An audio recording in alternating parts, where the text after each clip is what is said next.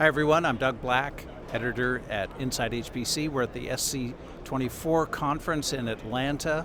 And with me is Sunita Chandrasekaran and Jack Wells. Sunita is a professor at the University of Delaware, and Jack is the director of the Higher Education and Research Business Unit at NVIDIA. So, welcome.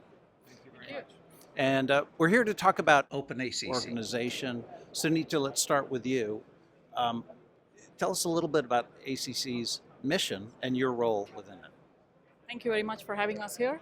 My role with OpenACC is I'm a user group chair at the organization, where the idea is to drive the OpenACC organization, the specification and all of it from a user standpoint, meaning understand what the user needs are in the HPC space, and now it's all going towards AI, and then we see too much of AI and LLMs everywhere. So what does it all mean, right?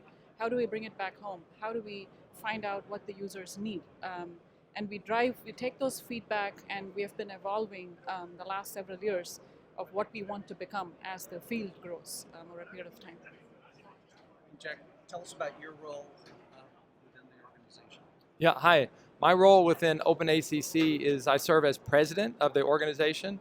It's a community organization of institutions in higher education, scientific computing, institutions like universities, national laboratories, industry, and that was formed about 13 years ago around a directives-based approach to accelerated computing, OpenACC. But from the beginning, education and training was intrinsic into the activities associated with the programming model, with the standard. And that has grown tremendously over recent years, especially as AI has come in. And so now we have a very robust training and upscaling opportunities for individuals in high performance computing and artificial intelligence. And, Sunita, I understand the mission of ACC is expanding and the organization is growing. Tell us a little bit about that broader mission. Thank you. So we have been focusing a lot on the training angle, like Jack was mentioning, and that is so vital. And with my teaching hat on, I think it's important to build the next generation workforce, expose them to what's happening in the HPC-AI space. I teach an architecture course, so we say more and more about the state of the art, the current trends in the HPC and AI space. So to that end, the Open Hackathon, they've been running many hackathons throughout the year. We work with a lot of teams from across the globe, and it's a very wonderful setting because you talk to mentors, there is students, there are mentors, they talk to each other, you build networking, you build community, and that leads to internship opportunities, job opportunities, the organization's growth, right? And we also get lots of feedback while we're sitting together and working on codes as to how do we improvise as we go.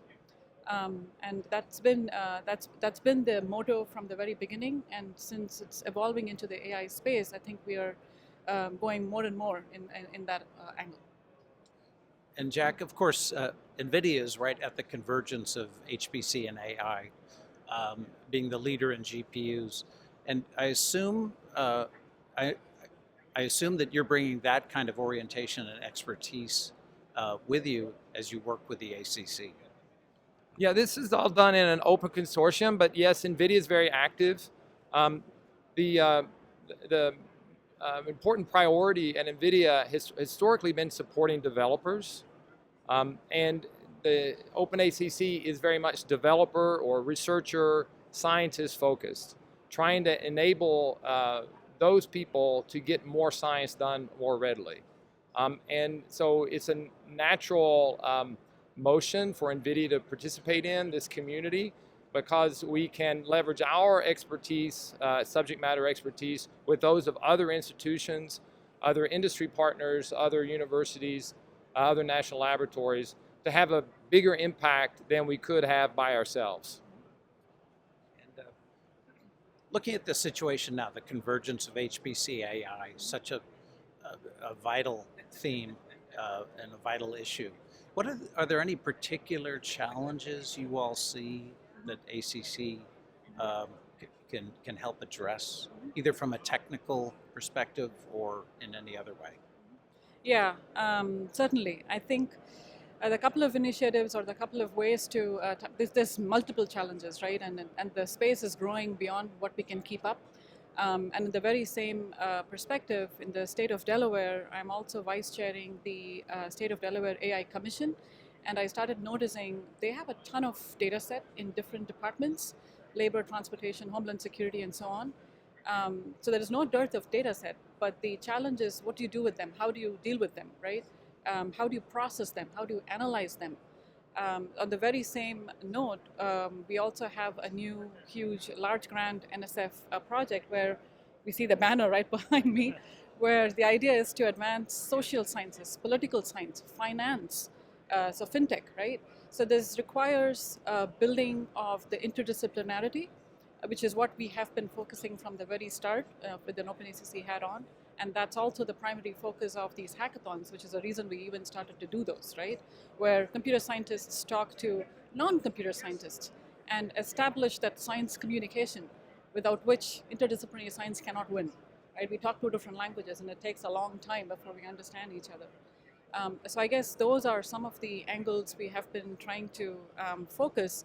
And with my UD and Delaware hat on, I'm seeing more and more and more the need where there is that convergence that's required, right?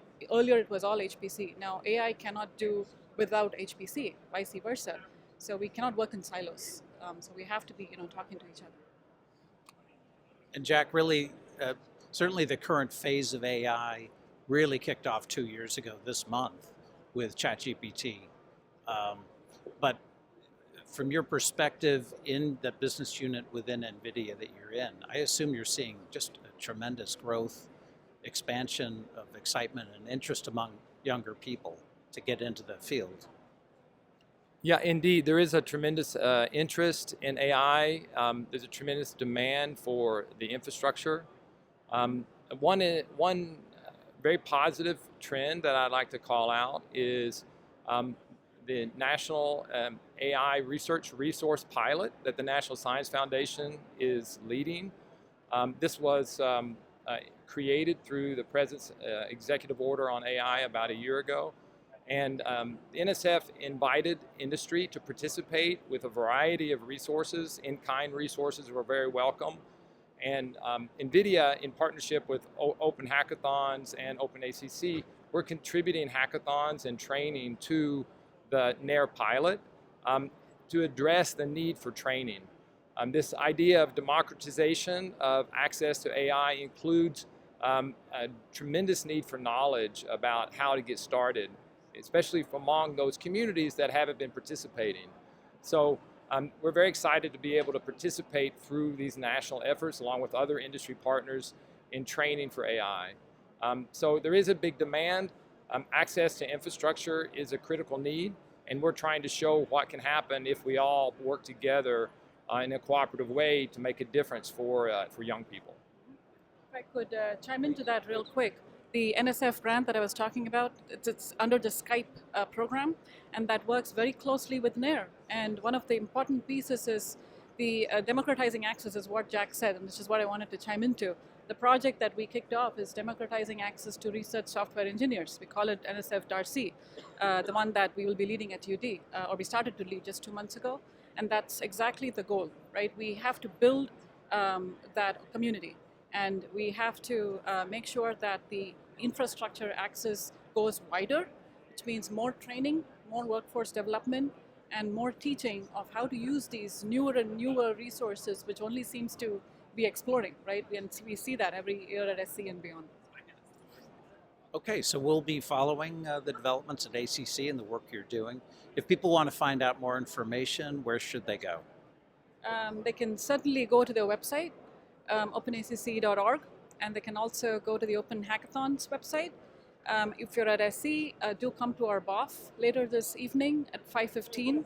We have an OpenACC BOF, and we are hosting an OpenACC reception, which we have been doing over the last several years, besides the COVID years, basically to seek feedback, to see what we should do for the next steps, right? Because it's a user-driven community. So if you're interested, drop one of us a note and we will get you a ticket to the reception. Okay, Sunita, Jack, thanks so much.